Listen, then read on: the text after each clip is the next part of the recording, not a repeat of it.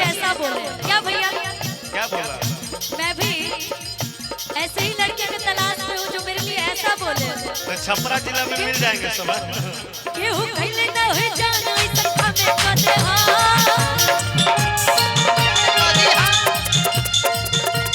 सारा कोनो कदे धारा नाम कदे हां कि तोरा खाते जाने जिला जाने कदे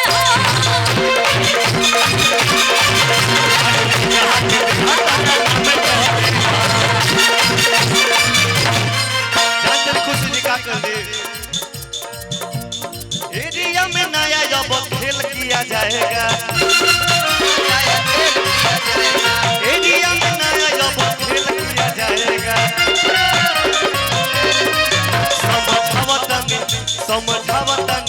समझावतानी प्यार से समझ जाइए।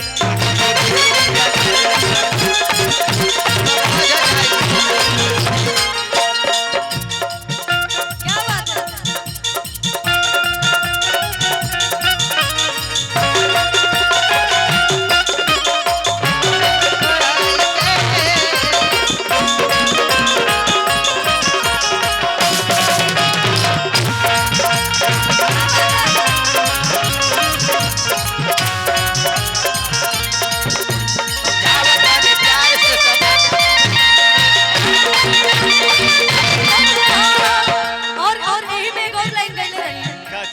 अभी वो बहुत बार चलता है आदित्य सम्राट जो के हमार बहुत अच्छा दोस्त, बहुत अच्छा मित्र हमें उनके साथ आई लगा।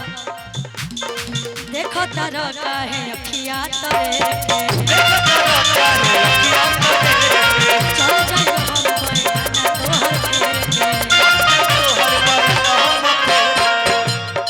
कि छेद छेद को दे हम तार घघरी कि छेद छेद को दे हम तार घघरी आके कोरवा में तो बिना चलबरी कि राइफल के नोक बन जाए जवानी।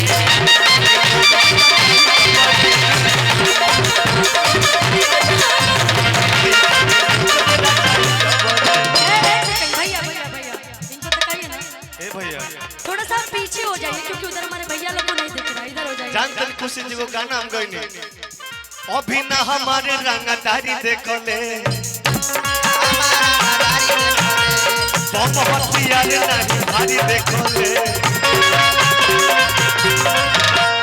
अभी ना हमारे रंगदारी देखले बम हथियार नहीं भारी देखले अब पंगा ले दे चोटी हमसे नुकसान हो जाई पंगा ले दे चोटी हमसे नुकसान हो जाई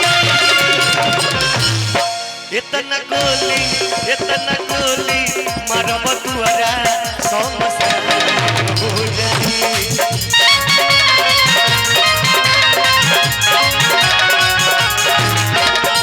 इतना गोली मरब तुअरा समसान हो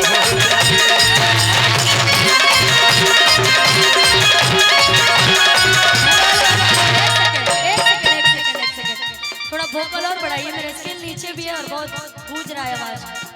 एक सेकंड रोक लीजिए भैया। एक और गीत हमारे गीत के फरमाइश है। कौन गाना? और यही जा छपरा जिला में आके क्यों का रंगदार बने, छपरा जिला सही रंगदार है ना हो तो कहो। एगो गीत हमारा आई लगा बहुत दिन पहले पवन जी भी गाए थे। एगो हमार गीत आई लगा पहले सुन ली।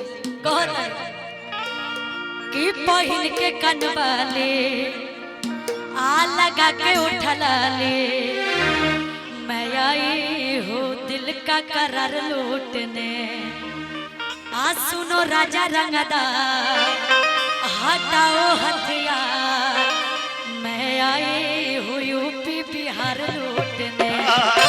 तब कहता कि होठ रसदार तोर सामने हंसी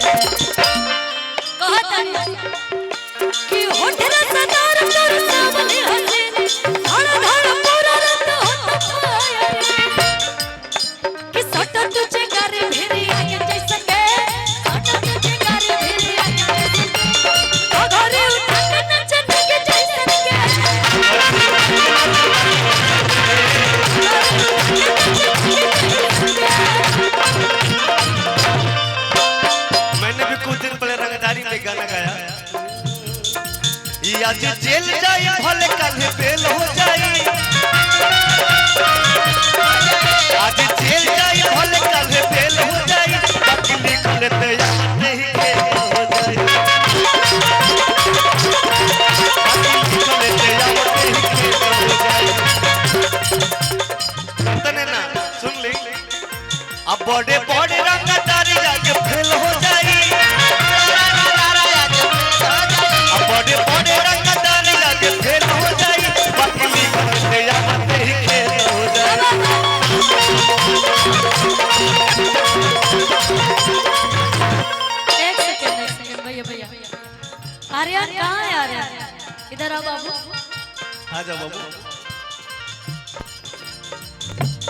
और इधर आओ ये मेरा भाई आर्यन जो कि आज पूरे दुनिया में राज कर रहे हैं पूरे इंडिया में राज कर रहे हैं और ये मेरा सच में मतलब आर्यन से मिलती हूँ तो बहुत बहुत अच्छा लगता है मुझे ये मेरा छोटा भाई छोटे पावर स्टार के नाम से जाना जा रहा है और मेरा यही मेरा भाई है कि नहीं आर्यन ऐसे ही आगे बढ़ते रहे खूब खुश है और आर्यन का ही गाना था कि कश्मीर के फ्रूट लगल काला सूट में की लागल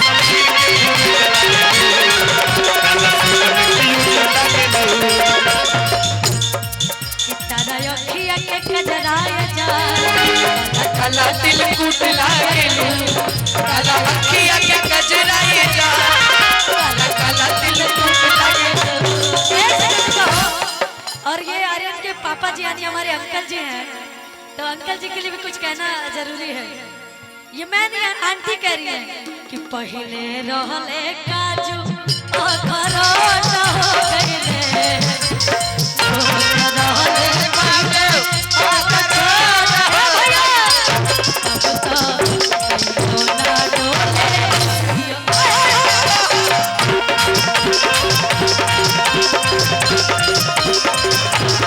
कि अब तो नहीं होना भूली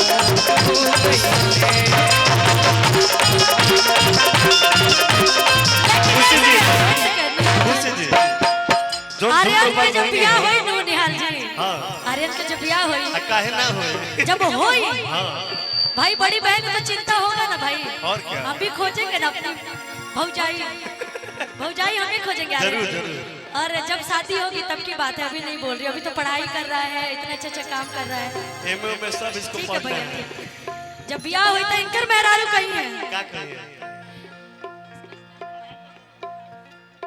डी करिए तो भैया डी करिए तो एक लगाएंगे